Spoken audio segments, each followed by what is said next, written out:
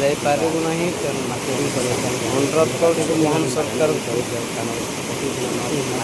ଦୟାପୂର୍ବକ ଆମ ଦେଶ ପାଇଁ ଏକ ବ୍ରିଜ୍ ନିର୍ମାଣ କରିଦିଅନ୍ତୁ ଯେଉଁଥିରେ ଆମେ ପରିବାର ବସବାସ କରୁଛୁ। ଆମେ ସରକାର ଓଡ଼ିଶାରେ ଶାସନ କରୁଛୁ ଆମ ପାଇଁ ଆମ ଗାଁ ପାଇଁ କାର୍ଯ୍ୟ